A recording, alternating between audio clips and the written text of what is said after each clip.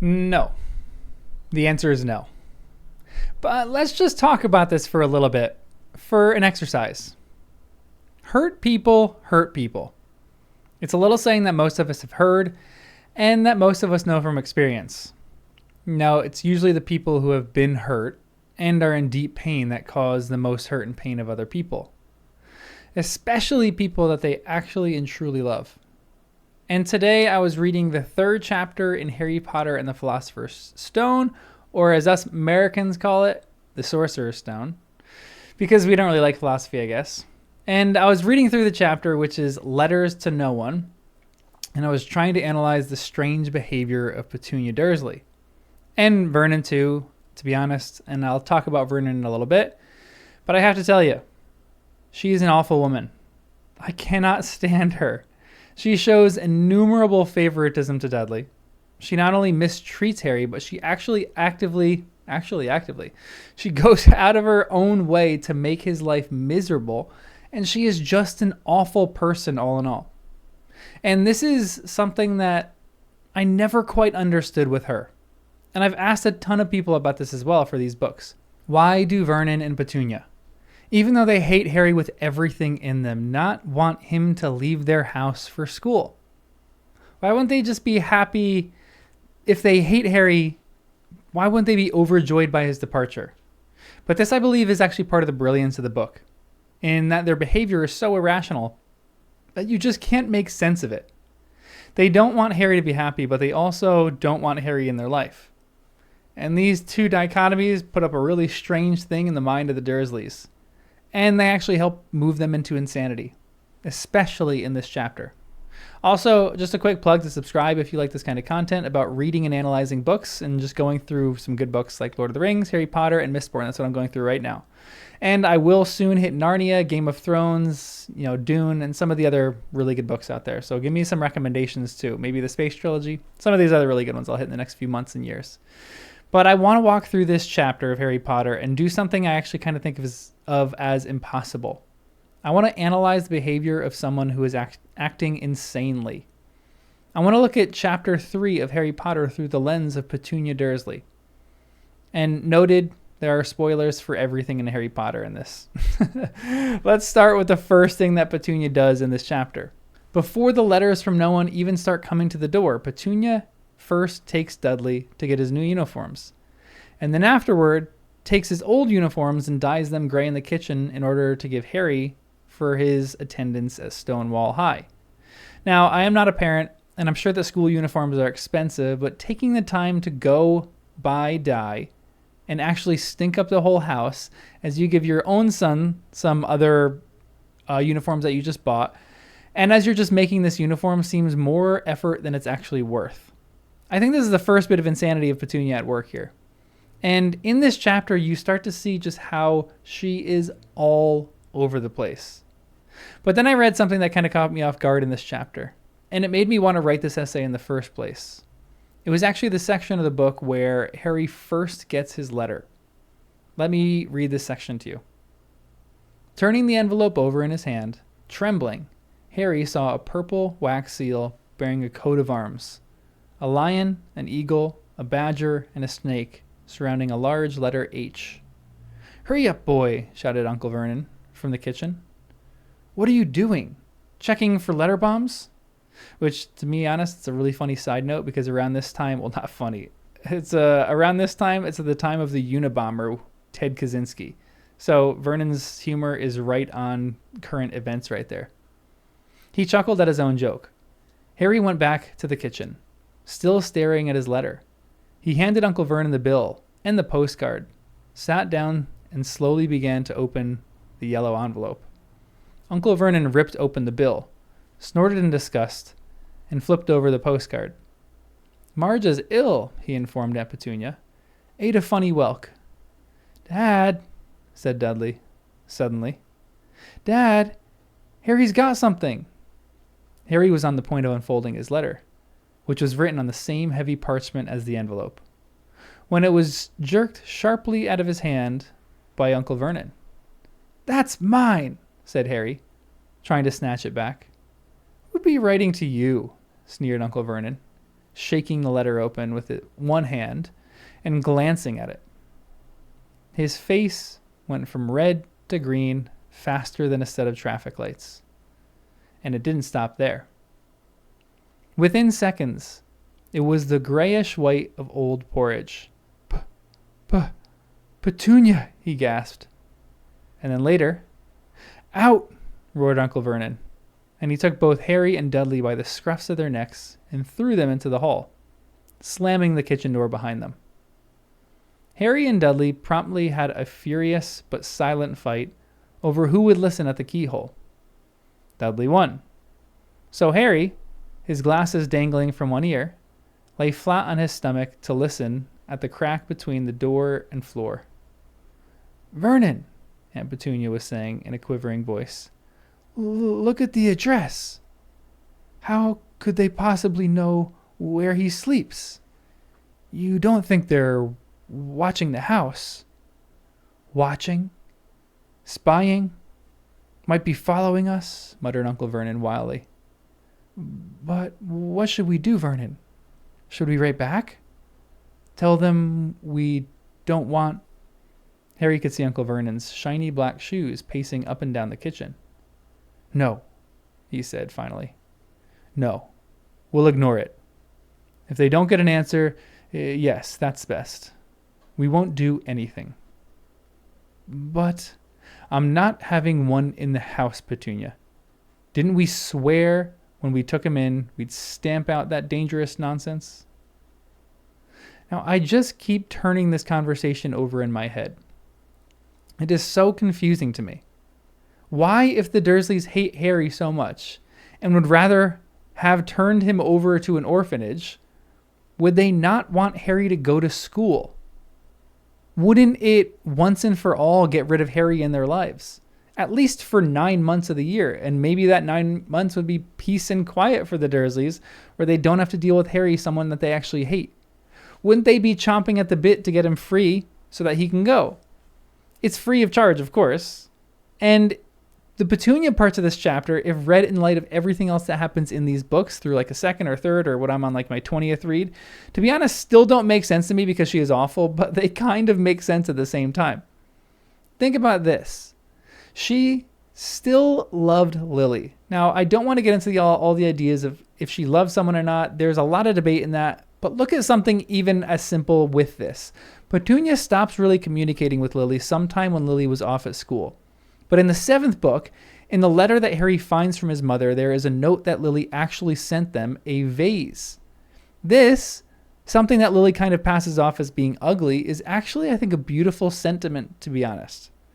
It's significantly better than the hanger and the old pair of Vernon's socks that Harry got for his birthday last year, which I'll talk about more in a minute because the gifts that he gets from these people are insane. But Petunia still has love for Lily in this moment. I think, I'm not fully sure of it, but I think, and all this is speculative again, so let me know in the comments what you think. Because I think the gift was supposed to hold flowers. That's the purpose of a vase, or a vase. And Petunia and Lily are both named after flowers. Perhaps Lily was just kind of too thick to see that this might have been a peace offering. And then very shortly after that, Voldemort comes and kills the Potters. And Petunia then has to be devastated at this. We actually learn in the 7th book too. As Harry is about to leave, the books say that Petunia has something that she looks like she wants to say to Harry and then stops. The movies fill this in for us too, when Petunia in the extended version looks at Harry and says, "You didn't just lose a mother that night in Godric's Hollow. I lost a sister." And this is where we kind of hit a bit of speculation. I mean, everything goes speculative after this.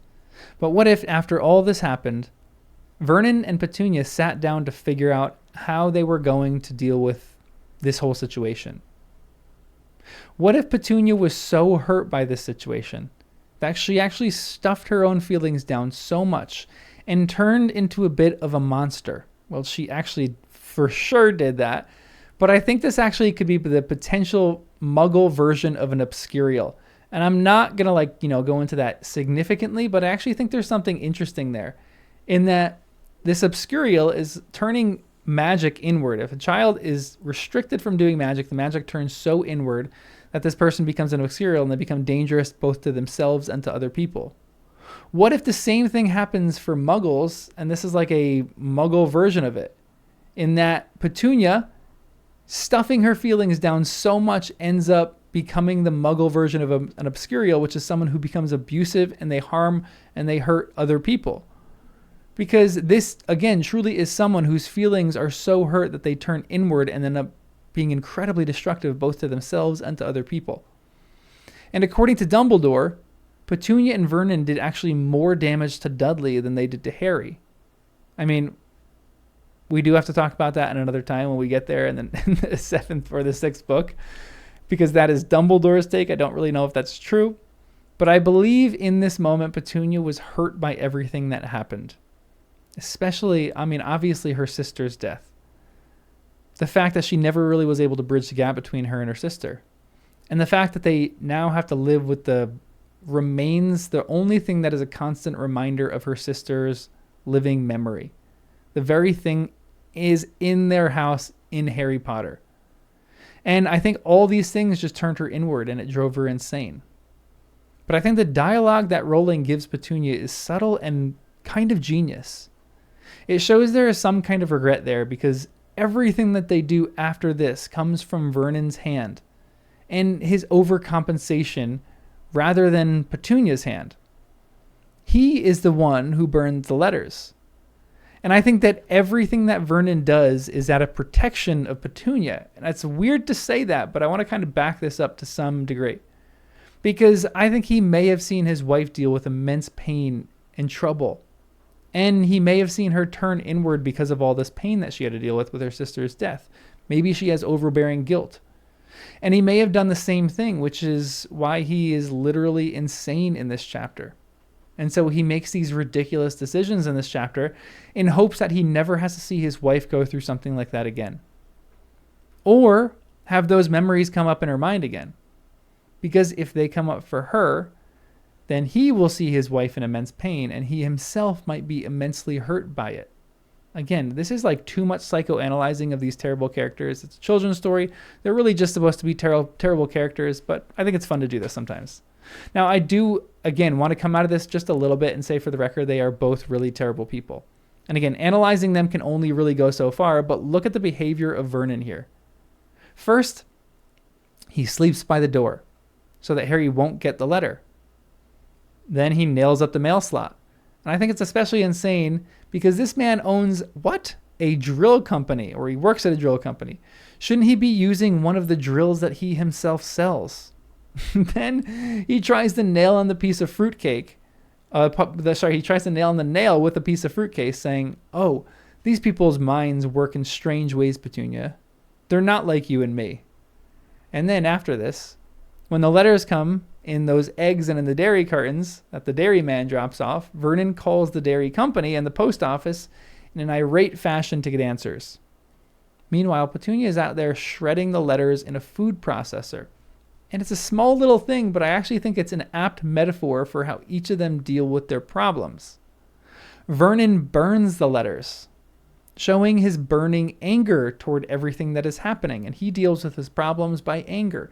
Petunia shreds the letters, showing that she has a mix-up of emotions that she doesn't know how to put back together or what to even do with these things. It is all these things just mixed up in her head. And Vernon tells them to pack in this moment, and they drive around madly around the country, trying to find some place where they can stay and get away from the letters. And in the middle of all this, Petunia is tired and almost scared of her husband here. And she says, "Wouldn't it be better to go home, dear?" Aunt Petunia suggested timidly. Hours later, but Uncle Vernon didn't seem to hear. This is the first rational thought that has occurred to either of these two people in this entire chapter. Petunia, I think, comes to a realization in this moment that she is running from something that she cannot avoid. Which is where I also get the idea that to some extent, and I want to be careful about this to some extent as well, but to some extent, she loves Harry. But hurt people hurt people. She has no idea how to express that. And so it comes out weirdly in abuse, which is the opposite of love. And so she doesn't love Harry in any way. And so her emotions, while her emotions may have some kind of inkling of love to Harry, nothing in any of her actions ever shows that she actually has love for him, which I want to make very clear. For anyone in a relationship like that, I can assure you the person does not love you if they are abusing you, because real love does not do that. For Petunia, she may have some kind of feelings of love of Harry or something that happened in her past and love of her sister, but she is reprehensible in her actions. And I think this is the moment that she realizes that she cannot keep Harry away from magic forever, and therefore cannot keep him away from danger forever. She may have thought, along with Vernon, that they could stamp the magic out of Harry and thus avoid what they might have felt coming. That Harry was going into the same dangerous world that killed his mother, her sister. And she would do anything to stop that from happening. And within this, I think, is a really important lesson in love for what not to do. You cannot restrict them, if you love someone, from what they are free to do.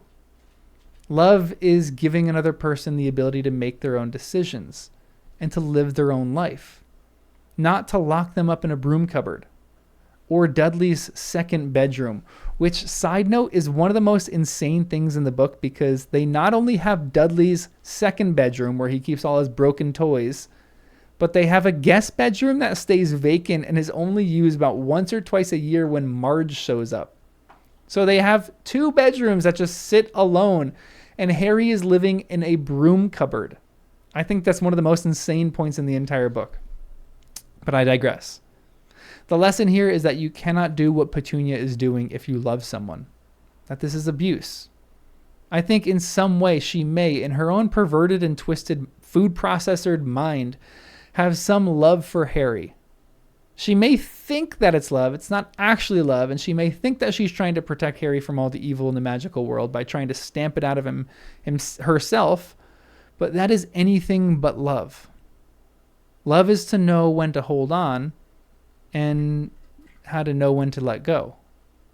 Love is kind, not self-seeking, not rude or easily angered.